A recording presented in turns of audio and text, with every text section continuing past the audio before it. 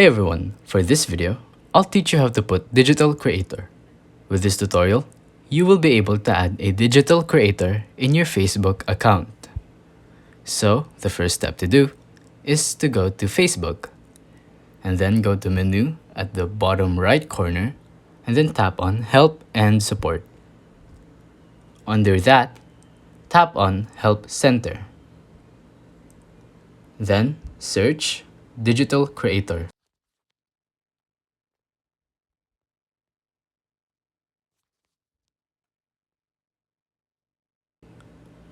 There are lots of information about digital creator, but if you go to access creator support from Facebook and it says this feature is only available to some people right now, that means it's not available to you just yet. But if it doesn't show this, then that means it is available for you. It's that simple. If you think this video is helpful, please consider liking, subscribing, and hitting the notification bell. If you have any questions, feel free to comment down below.